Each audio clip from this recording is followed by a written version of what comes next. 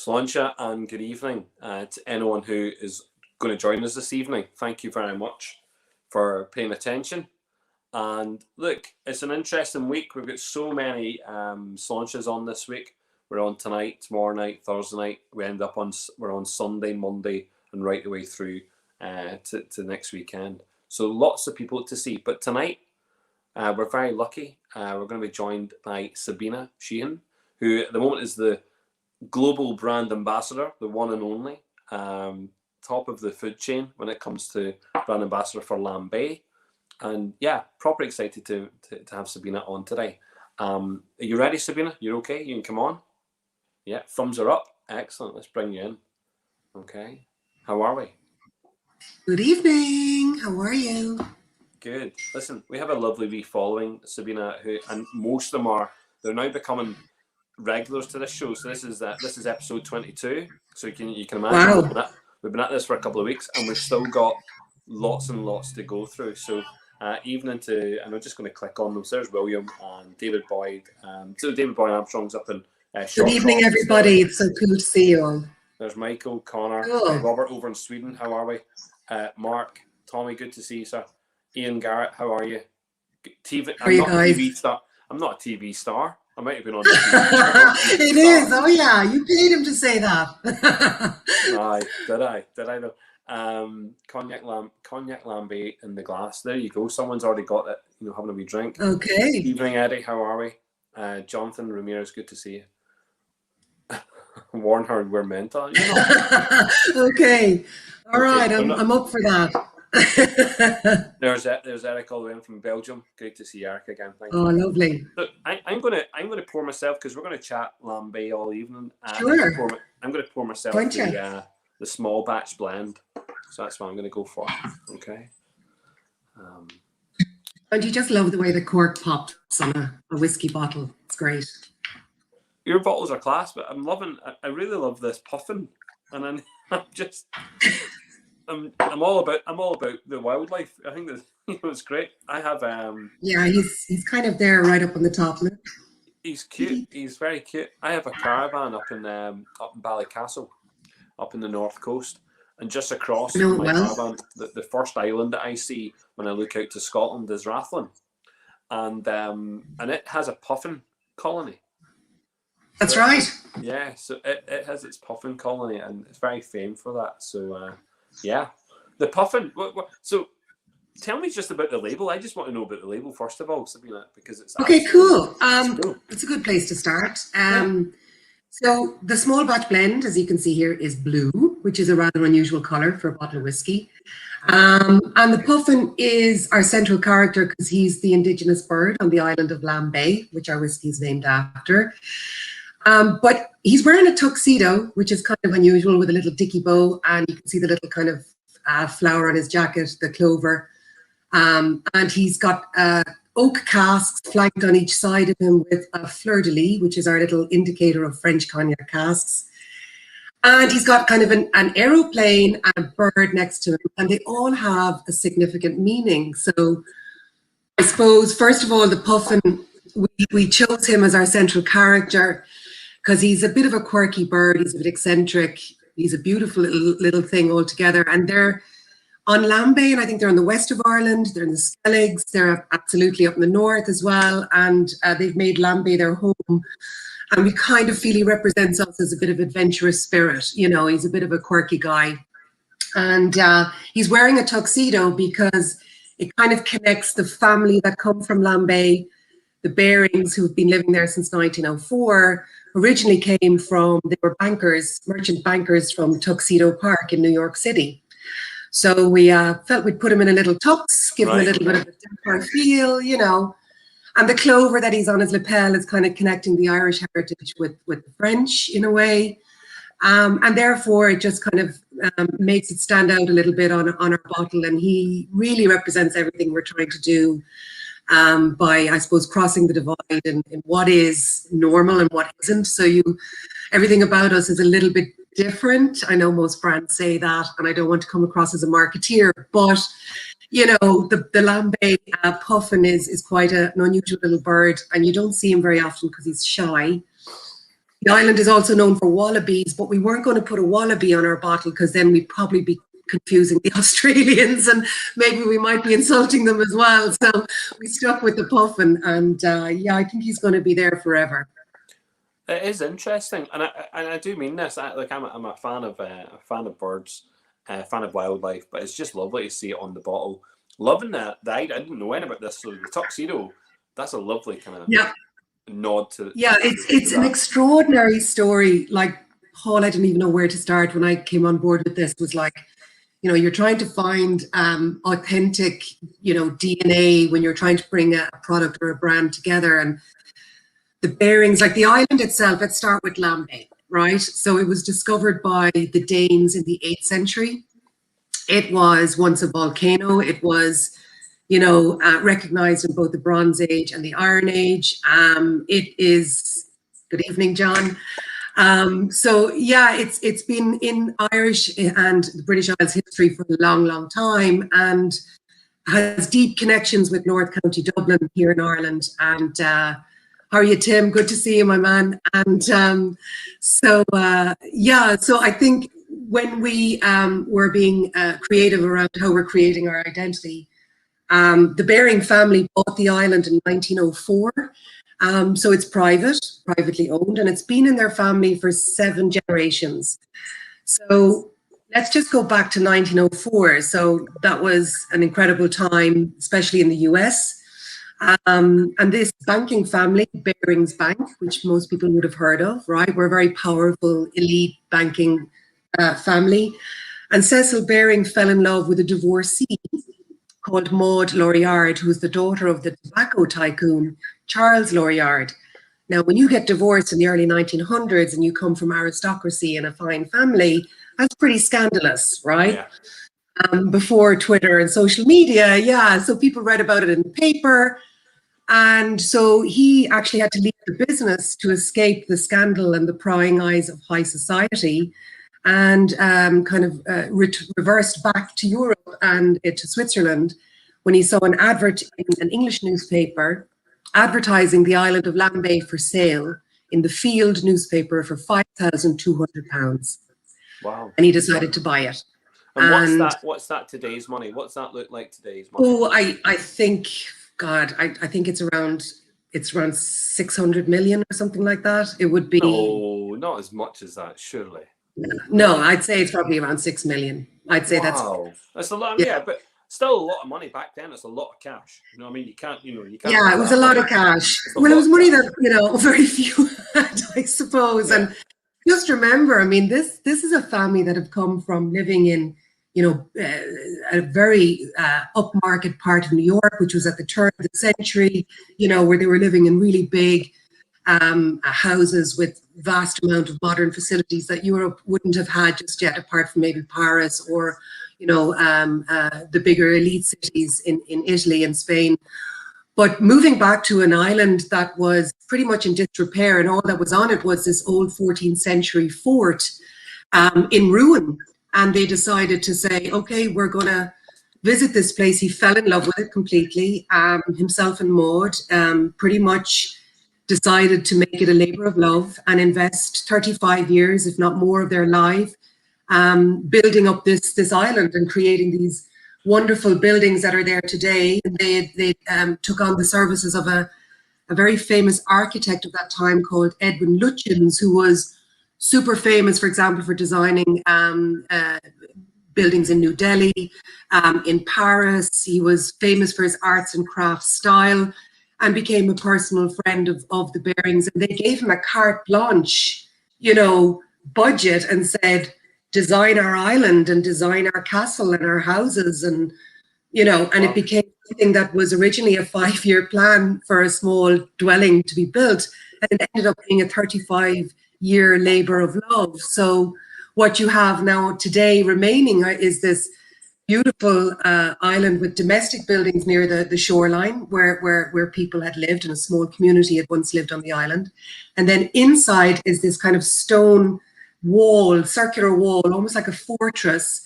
And within the fortress, in a sycamore forest, is this castle that is built around this old fort. And it's quite extraordinary because the buildings are still all original to when they were first built. And that is where the family have lived for 7 generations, which is extraordinary. It's beautiful. It's beautiful. It's just, there's a little bit of kind of poetic romanticism to the whole story, because essentially it is a love story why the two of them settled. And Maud herself was quite an extraordinary woman of her era. She was a sportswoman, a huntress. You know, she was very innovative and entrepreneurial, very unusual for a woman in 1904. And I mean, you have to imagine they're moving to a place with, there's no electricity, there's no roads. Everything would have had to be brought from the mainland, every stone block, every craftsman, any worker who came to build. So this is where then these strong ties were developed with North County Dublin, because they relied on the local people to barter and trade and build what is on the island still today. So the Barings have deep connections with people in North County Dublin, while they would have been of the aristocracy, yes, of course, and our history, of course, played a part in that too. But today, the only people who live there now is 4 people who live on the island. And there is more wildlife and animals and flora and fauna than there is human beings. And I just think that is an extraordinary sense of place in the modern, fast world we live in, you know? Okay, no, and I want to move on to the whiskey, but I actually want to explore. No, I could go on about this for ages. It's romantic, it is beautiful. And I think that, you know what, I always find that conundrum about that time period, that it's really difficult who you fall in love with. Like, you know, it's difficult who you fall in love, because, you know, you're going to upset someone. Yeah. Unless you. The extraordinary thing about it is that when she died, he built actually a mausoleum in honor of her on the island. Play. It is, and it's etched in poetry and how much he loved her, and it's just an extraordinary. It's film-worthy stuff, to be honest. So through their lifetime, they would have engaged with very famous visitors to the island, like anyone from William Butler Yeats to Oscar Wilde to Oliver John St. Gogarty. You know, there was always a kind of a plethora of eccentric artists, creators, writers, and entrepreneurs visiting the island, which they all as well, you know, wrote about it in their writings and their descriptives, and that is how it has retained its historic timeline, I guess. And so the custodians of the island, the people who are on the island, and how much do they have a part to play in this whiskey? Is there any connectivity there? Of course, yeah. I mean, you know, Barings Bank folded, right? So they lost their shirt. It's a very different environment now. They're no longer the wealthy family they once were. And I think what you would consider is that Lambay Island is one of the few remaining assets that was held within the trustees. And so now the island belongs to the trustees, which is family members who protect it and want to enable it to survive through the next generation to come. And the man who lives there is now Alexander Baring. He's the 7th generation descendant. And so Alex, his philosophy is just to live there and protect it, because it's a Natura wildlife site for many species of bird and animal, and lives in complete discreet privacy, off-grid, totally sustainable. And he obviously recognized that he needs to have some kind of business venture to make things last for the future. And so this is then where our story begins, because he befriended a man called Cyril Camus, who is from Cognac House Camus in France. Also an extraordinary story with this man. He's five generation descendant of the last independent cognac house in France, who own the finest terroirs of grape, which produce the best eau de vie in cognac. And therefore their casks are super rich and valued around the world. And we are lucky that both men decided to take a slice of this Irish whiskey renaissance that's going on, and recognized a superb market opportunity, and simply decided to create a whiskey with a difference. A whiskey that has a different story, that has a unique taste, and completely wants to own the cognac cask finishing style of whiskey, Irish whiskey. And that's really the simplicity of it. So Alex is one of our co-directors. He's very active on the production process on the island, maintaining the cask room, maintaining the flow of casks and shipments. And yeah, so we're a small team of 6 people, and with big aspirations and dreams, I guess. But we're still a startup company, and we only launched, I think, in 2018. So yeah, we've done quite a bit since then, but we've still a long way to go. Okay. Yes, and you have. I mean, you want to own the cognac finishing of whiskey, Irish whiskey. Yeah, it's interesting. Yeah. What I'm drinking just now, the small batch blend, this is fabulous. What is this? Is source product? Yeah.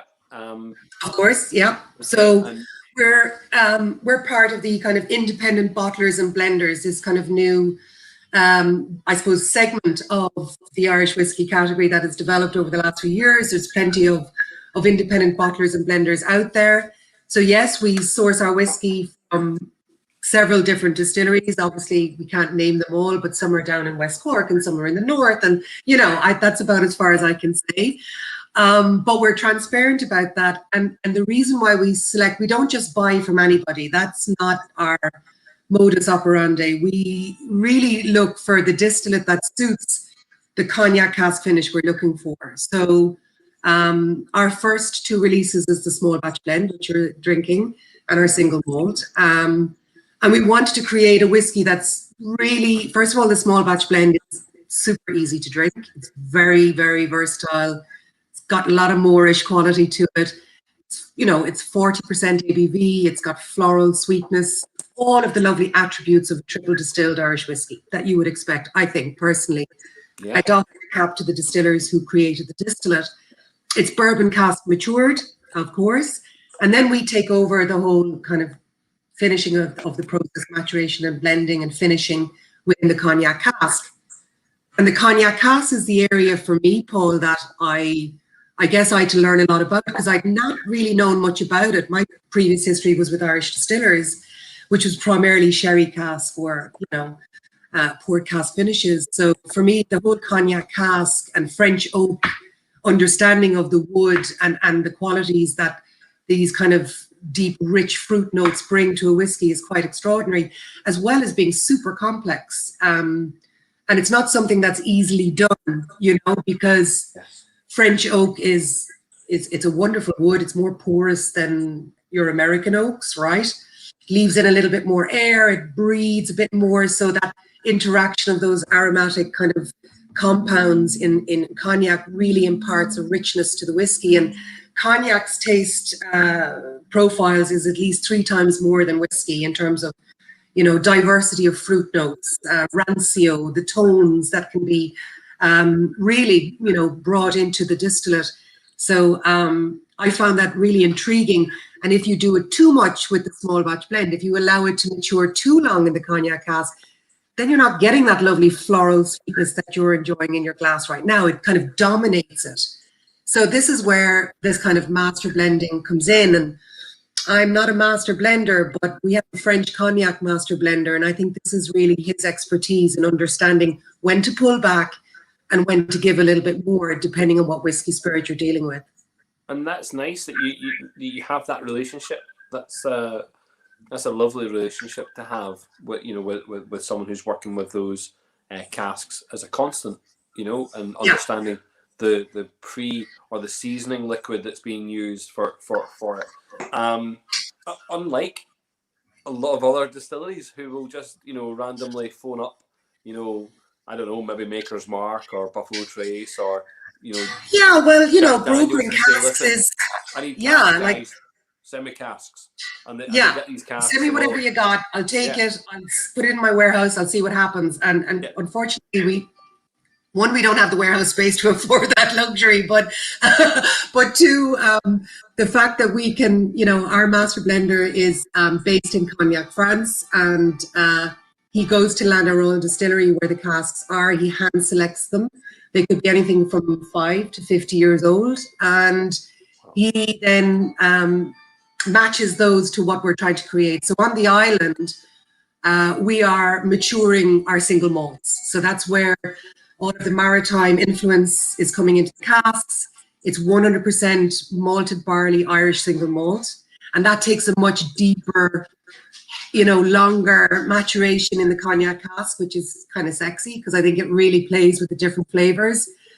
And then when we're making our blend, like the small batch blend, we just take a portion of that and then add it to the grain down in our mainland blending lab. And that's how we create our small batch blend. So it still requires a kind of finite balance and understanding to make sure that every bottle of small batch blend tastes the same. Well, no, it is good. It is good. And you know what? I was lucky enough to try this. It was over a year ago. So I've had it, about a year ago. Yeah, at least. And I'm pleasantly surprised by it. I think sometimes in my head, cognac just has the. If those that don't drink cognac, like, what is this? It's an unknown, but it's also seen as a luxury. It's a luxury good. It's a luxury good. It's something which has refined, has refined palates as well. So I think for those that don't understand what's going on here, there is beautiful floral notes, absolutely stunning notes that are coming through there, and it is a really sweet whiskey. It's predominantly Irish. I mean, you couldn't, automatically it's an Irish whiskey. So you're very. I hear you can tell them. You can tell them to be quiet. It's okay. My husband is playing electric guitar in front of me, and I'm just wondering if it's coming through on the audio. I'm like, I can hear a little bit, but it's okay. It's all right. But you can keep playing. It's okay. It's okay. It's all right. You've got some mellow background guitar tunes going on. Absolutely love it. No, there is something nice about this, and I think you've had consistency. I think that's been quite clear. So, how many batches have you run out of the small batch? So I think since 2018 we've produced I think at least 25,000 cases a year. So we're over 120,000 cases at this stage on the small batch blend. And that's a lot of liquid, considering logistically what we do is rather extraordinary because we don't have a distillery. We don't have a massive, blending lab or site to do this. We're relying on the good work of our partners to ensure that every drop is the same and consistent. And I think that's pretty unusual when you consider the volume we're doing. So the small batch blend is been launched to truly be our volume driver and our way to break into the market. And I think then when we go into the malts, it's creating a little bit more of the complexity and the maritime salinity and a bit more intense cognac finish that we want to bring consumers along with in our journey. I joined you for a cocktail session, which was being hosted. You were part of it, but it was being hosted in the States. And I think. Oh, really? That was last year, right? Yeah. So I was part of that, and it was. You did really well. I thought first of all, you came across really well, but I think the brand came across really well in the cocktail making. And you're going to make a cheeky wee cocktail just now for yourself. I'm going to make a cheeky wee cocktail because it's my birthday today. So it's everybody's birthday today. Have a drink. Thank you. Happy birthday, I want everyone to toast with me this evening. Oh my God, 35 again. Yeah, that's me, 35 forever. It's unreal. Great. That's unreal. So I've got glass in my fantastic. Thank you. I have my rocks glass. I've got ice, my small batch blend. And Tim McKee, who's watching this, he definitely knows I like mixing my drinks because he and I had a blast on his Whiskey Wednesday session. We had a great time. So what I'm going to do is just make something a little bit cheeky.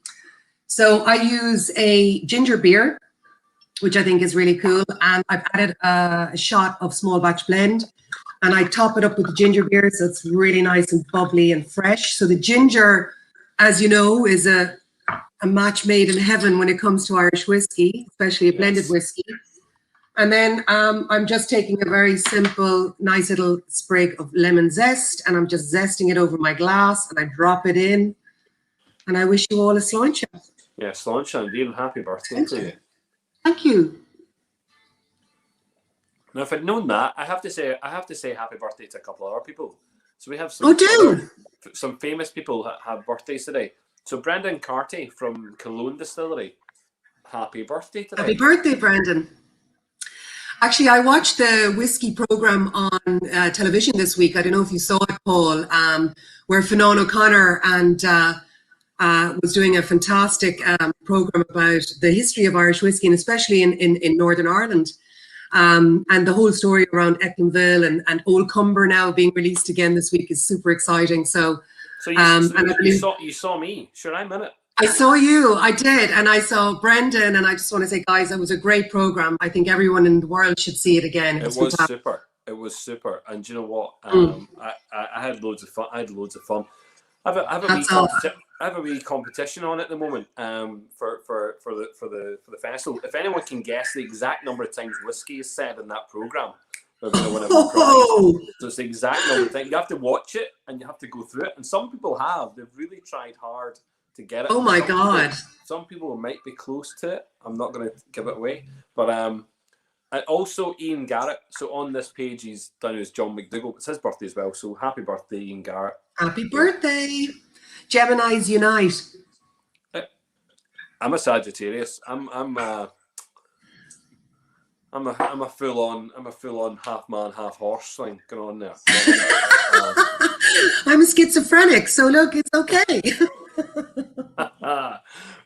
Brilliant, absolutely brilliant. So I actually just want to make a comment there to the Killoan guys. I think what they're doing is fantastic, and I really admired seeing their whole pot stills and how they're making their mash and stuff. And I just hope that Lambay gets to that at some day.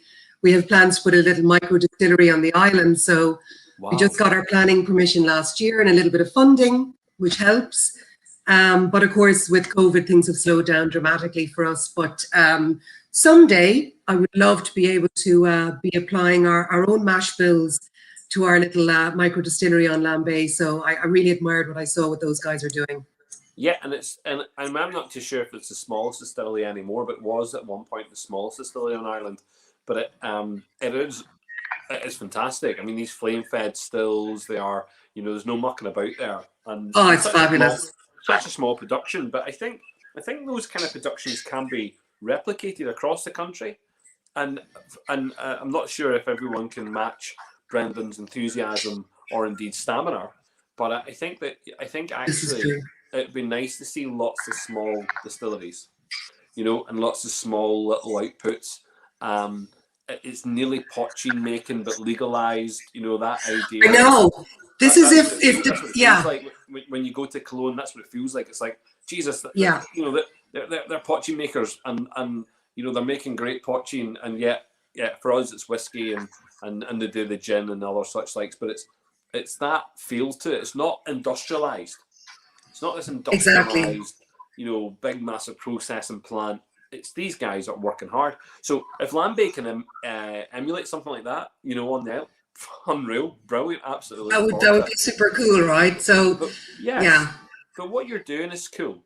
So this idea of bottling and bonding, I think is cool. I'm a fan of it if it's done right, and you're able to source the liquid and then you're able to manipulate it properly. Not just, I have always had this thing where you just buy whiskey from someone, label it, and give it away.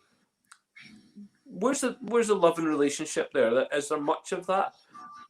What you're doing sounds like there's a lot more love and attention and care being put into it. So well done. I think that's something that a lot of people will appreciate. A lot of enthusiasts like myself will go, yeah, that's something to think about for the future.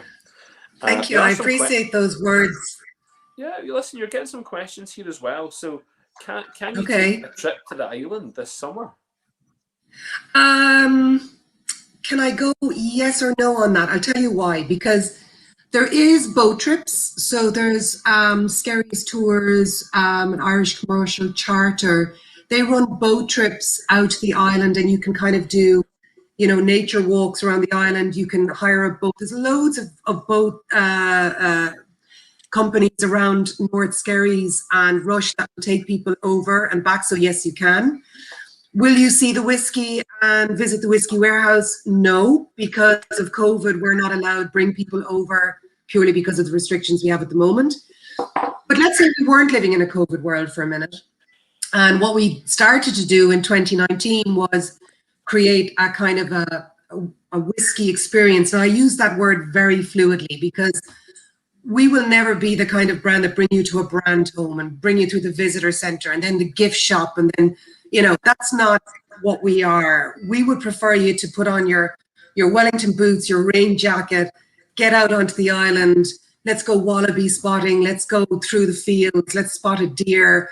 Let's bring a hip flask of whiskey, and then we'll taste it on the top of the summit. And then we'll bring you down to the sea cask room. We'll do a tasting with you in the warehouse.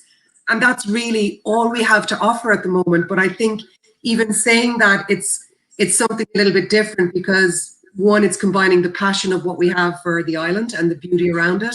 It's unspoiled and untouched. And then at the same time, at the end of a good crisp walk by the sea, what do you love? A dram of whiskey. You can't beat it, right? So, so yes, you can visit. And I think it's only really on certain days of the week. And you can hire the boat. I think it's around €100 per person. It's not cheap because we're going over the sea. But the one thing I did find really challenging is when I was starting to run these tours at the end of 2019, and we were booked out for 2020. Like, we had people coming from the US and from Germany, and they just wanted to land either with a helicopter on the island or come over on a boat. You name it, they just wanted to visit. We can only bring 12 people a day, and that's it. You know, so it's very small and it's very personal. And when you arrive, you're met by one of the Baring family, either Millie or Alex, and they bring you on a personal escorted tour through the castle and grounds. And then you can hire the island for private hire if you had a budget to do so. And there's 10 guest rooms on the island where you can stay. That sounds interesting. You've just put it. Yeah, so you can also rent a cottage. You can bring out, you know, your friends. We had a certain person have their 40th birthday on the island, and they hired the whole island out, and they brought in their own chefs and their own gazebos, and yeah, you've got a fairly hedonistic nightlife there when you don't have any police monitoring what you're doing, but it's got plenty of flexibility. That's interesting. You've kind of made me think, what am I going to be doing? You know, I'm just going to hire an island now and have a bit of a soiree. Sure, it's not a bad thing to do, right? So I've got some people who might want to share a party with me. I'm not too sure. And I think they all need. Yeah, I'd be there from a purely informational health and safety point of view, so I'd be happy to join. You'd have to come and make sure that the whiskey that we were serving was good enough. You know, I'll have the keys to the cask room, so we can go in for a cheeky dram. Love it, absolutely love it. There's a lovely comment that someone made, and I don't want to bring it up because it was back earlier on in the conversation. But Jason said here, you know, did a little cognac finish side by side with Lambay and the Bushmills, and it seems here that the Lambay had a little bit more about it. So you're getting a little bit of praise there. There you go. So that's nice. Thank you, Jason. I appreciate that. Yeah, fair play to Jason. I moved, sorry, Sabina, but I moved on here to the single malt. So I've just the single malt. Really different nose. Oh, totally. Really, yeah, it is. Really, it is chalk and cheese in terms of its nose, you know. Yeah. So first of all, it's 100% malt. You're not getting that kind of sweetness of grain and floral note that you got from a small batch blend. And what I love about the single malt is, as you approach it on the nose, it just has this kind of, there's this kind of a tropical ripe banana, kind of very unusual aroma to the nose, which is unexpected because when you drink it, it doesn't seem to match the nose, if you know what I mean, because the malt is quite evident, and I get really strong coconut and tropical notes like dried prunes or like a Christmas cake kind of vibe, you know? This sounds really strange, but on the nose, I get like nearly a champagne on the nose. Really? Yeah, like champagne. Like there is, I suppose, there is a kind of a crispness to it. So the single malt is, you know, it's crisp, but you're not getting too much spice, but you are getting crisp. And there is a little bit of complexity on the back note. No spice on the nose. It's fresh, crisp. It is. Yeah. That's really. Yeah, really. It's really approachable. Yeah. So this is around a 5-year-old whiskey. It's still pretty young.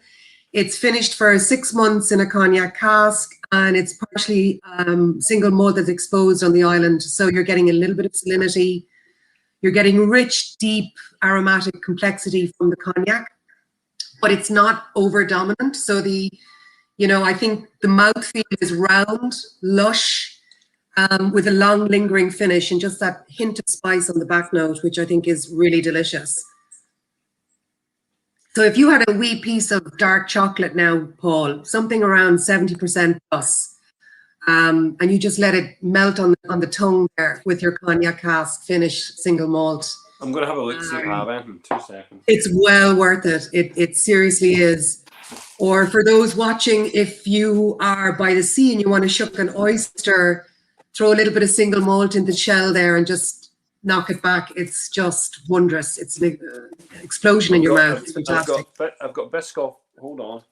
I've got some shortbread. Try it. Let's see how it goes down. You're the live bunny of this. Let me see what you think. or I've got white chocolate. I don't seem to have. Let's go with the white chocolate. I've got some white chocolate here. What I think is interesting is if there was pot still in that, then obviously you're really going to be searching for the biscuity notes. And in a taste test, I'm very proud to say, and I am certainly not bullshitting on this, but we did a blind tasting with 20 whiskey aficionados in Dublin early in 2018. And they rated the Lambay single malt up there with Redbreast, and I'm humbly saying that with great, wow. Yeah, I'm very humble saying that because I'm such a huge Redbreast fan, but purely because it's down to the blend of that cognac cask. It's just lush. It's really lush on the mouth. And as I said, small batch blend is my daytime whiskey, and the Lambay single malt is my nighttime dram. And that's probably why it's a limited edition now. So the last drops of single malt will run out very shortly. I believe the last remaining stock is in Dublin Airport and in the US. And all other bottles that are on shelf are the last of its kind. So if you do come across it, purchase it and hang on to it and enjoy it. And is it in any online retailer right now? It's no longer available on online retail. Very rare, unless you come across maybe an artisan off premise that might have 1 or 2 bottles on shelf, but we no longer sell it ourselves. It's sold out. And we never expected it to be so popular, to be quite honest. It really did. It did exceed our expectations. And we're currently creating a new single malt series called the Reserve Cask series, which will come out in batches of 1, 2, and 3 over the next 3 years. Because I guess what we did is we really attracted a strong single malt type of whiskey fan, and they hoovered it up. It was fantastic, really unexpected. Well, if anyone has just tried these two alone, I mean, there's real difference in the taste, but I mean, there's real uniqueness. Oh, completely. But there's uniqueness. I don't think I've tasted an Irish single malt with those kind of, notes. Particularly the nose. I mean, there's nothing. Yeah. I mean, there's not. There's. I don't think there's anything with that nose. Which is really. And look, to be fair, there is a couple of single malts out in the market that are, there's a few with a cognac cask finish. And Writer's Tears, is it? Writer's Tears? Writer's Tears, yeah. And I think Teeling's Revival, Bushmills have dabbled as well. And absolutely, I mean, there's just so many differences in that. And people often ask us, so what's your next cask finish going to be? And we're like, Cognac. Sorry, but we're going to just really work on cognac, and we're going to push that boundary to as far as we can take it in terms of innovation. I'm working on very interesting projects at the moment.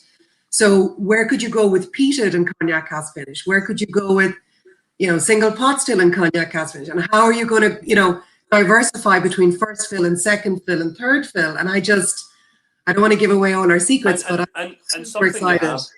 Sabine, I don't know if this is the case, but I mean, with the cognac, had cognac previously, some of the cognac, older cognac now, not youthful cognac, but older cognac, had that been used chestnut casks? I believe some producers use chestnut, and I believe some of them were even experimenting with Hungarian oak for a period, but the true French cognac producers, those that I suppose define themselves by their heritage, completely are, I suppose, devout to French oak. Okay. And even European oak is often used, of course, but for example, Camus in France use French oak, and so their whole policy around wood is about regeneration. So the planting of the forests that they have for the last 5 generations is about the wood that is supplied for their casks, which I think is pretty cool, and ensures the sustainability of that wood for the future with these forests, which is super important because we can't just keep chopping them down all the time. Mm-hmm.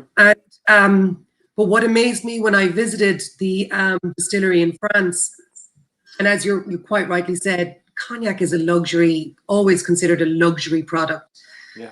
And in Cognac itself as a town, I mean, it's extraordinary. It would be like the town of Bushmills with 4 or 5 other distilleries in the one town. I mean, Cognac has got all the brand names there. You're spoiled for choice, who you go to, whether it's Hennessy, Courvoisier, Martell, et cetera, Yes. And then you've got Camus, which is the smallest and the most intimate visitor center with a very dedicated team. But they actually sell their eau de vie to these guys because they own the widest range of terroir and Uni Blanc grape variety in that region. So their eau de vie is some of the best used in the cognacs for the entire region. So you can imagine then what they are holding in their cellars is something really quite extraordinary.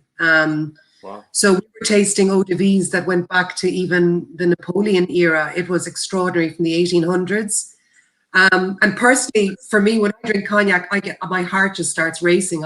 For some reason, I just have this reaction with cognac. So when I go visit my colleagues there, it's all about drinking cognac, and I'm a whiskey drinker, and I'm kind of going, I don't know if I can imbibe as I would like to. But when I tell them then about what it does to our whiskey, there's this extraordinary kind of respect for the process, and dutifully reciprocated as well. I'm sure it is a loving relationship. So we've got this beautiful island. It's come out of love. It's a family.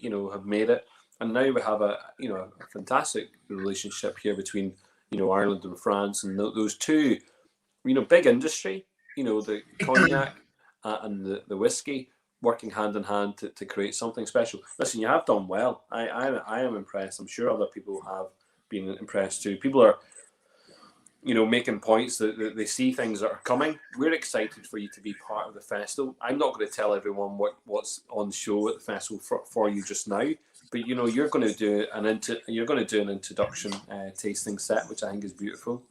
You're going to let people. I'll be there. I can't wait. Yeah, you're going to let people, get involved and try that. So listen, I'm looking forward to it. I really am. And if you can, Sabine, if you can come up, you can come up. If you can't, don't worry. We'll zoom you in. Look, listen, I want to get out of Dublin here. I need to travel again. It's been a long time since I've traveled, and I'll take Belfast any day. I love that city. It's rocking. I love it. Good. There's a couple of quirky wee comments in here. Mick said he actually ate a puffin in Iceland. It was the country, not the frozen fruit supermarket. So that's interesting. I've never had puffin. I've had a lot of strange animals. Never had puffin. And actually, but hey, Paul, in Scandinavia, they eat it like chicken. I mean, of course. Wow. And I've been to markets where we were launching it, and particularly in Scandinavia, and they did want to serve me puffin at the launch dinner, and I was like, guys, I can't eat a puffin. I just can't. I've tried wallaby, which was weird, but island? Does someone eat a wallaby on the island? Oh yeah, absolutely. Wow. Yeah. We've got wild. I've not had wallaby either. I mean, I'm a massive fan of other game. I mean, wallaby surely isn't game. Is it game in Ireland? I mean, Well, not traditionally so, but when you live on an island, you have to, I suppose, control, volume yes. levels of the wildlife. We've got deer, we've got cows and sheep and wallabies. But I don't think I would be partaking in it again. And I do know that it was on sale in Lidl a couple of years ago in the frozen aisle, and I just No way. crocodile, I draw the line. No way. That's weird. I mean, how did the wallabies get there? Oh, this is great, actually. So Rupert Baring, who would have been Alex's great grandfather, was a bit of I suppose, an anthropologist, and believed in kind of, testing really unusual species of animals on the island, whether they were emus, whether they were, types of monkey, or whatever they could really try and acquire to see how they would work in that kind of microclimate and habitat. And Dublin Zoo was having a little bit of an overpopulation issue in the early 50s, and the zoo donated a couple of wallabies to Lambay, and they thrived. I mean, we're talking like rabbits here. These guys just love the open space. They're hopping around. They're just about 4 feet high. They're super cute. And now we've got around a population of 300 living on the island, just wild and How many? enjoying. Yeah. That's a lot of wallaby. Yeah. So they're super shy creatures. It's not like when people land, we can just dial up a wallaby and go spot one, unfortunately, because they live in the wild. So you kind of have to go for a good long walk and be quiet. And then you start seeing their little heads popping up. And then when we have dinner, they kind of come out into the garden, and they're around because you can see where they're pooing. So you're around some wallaby. Always look for wallaby shit. Always look for the poop. Tell me this: are the deer maintained, or are they wild? The deer are wild, absolutely wild. Obviously, we do need to cull populations once or twice a year. And in actual fact, this is where Lambay has a deep resonance with the restaurant and food culture in North County Dublin, because you've got Lambay lamb, you've got Lambay venison, you've got Lambay, crab, seafood. It's really it's part of the barter and trade and business that Lambay provide to North County Dublin, as well as whiskey. What kind? This is curious, because I'm a lover of food. What kind of deer is being served? What is it? What kind of deer have we got? I think I don't know the actual. I'm not an expert on deer, particularly. I'll tell you something. Deer. I mean, venison's absolutely brilliant. Venison's just one of those. It's just one of those meats that I think everyone should try, as long as you're not a vegan, vegetarian, whatever. If you're a meat lover, get into the venison. Venison is extraordinary, but then also they dry it out, and so they're turning it into a kind of a biltong as well, that kind of dried version of it, which is really delicious, and it's salted and dried out in the air of Lambay, which is just, oh my God, it's amazing. Michael says it's red deer that they're using, right? Red deer. Thank you, Michael. I appreciate that. Michael's all over that. Listen, I've had some chat tonight. I really appreciate it, Sabine. Good. Thanks, Paul. Listen, we've got lots of people still to come on, and we're announcing tickets. At the moment, they're all being prepped just now. So we've got lots of people like yourself who are giving us information, and it's allowing us to create our program, which has been really good. So still a couple of distilleries that are a wee bit slow on telling me what they want to do. But that's okay. I can live with that just now. But I know that there's a lot of people who are, busting to find out what they've got in their boxes and what they're going to be doing for the festival. But thank you very much. Can I just say, Paul, we really admired what Belfast Whisky Week has achieved. And last year, regretfully, we weren't part of it. We just didn't have our plan together on time to make it. Unfortunately, we were dealing with other issues. But this year, we are super excited to be part of it. And thank you so much for having us. We look forward to it. Listen, Sláinte, thank you. Enjoy the rest of your birthday. Thank you for coming on for your birthday. That's really, do you know what? It's really kind of kind doing that. Pleasure. Me, I said, no, I'm off to the pub tonight. Thanks very much. Do you know what I mean? But and look don't worry about it. Look forward to seeing you in Belfast. Listen, thank you much. Here's to go. Likewise. Thank you, guys. Good night.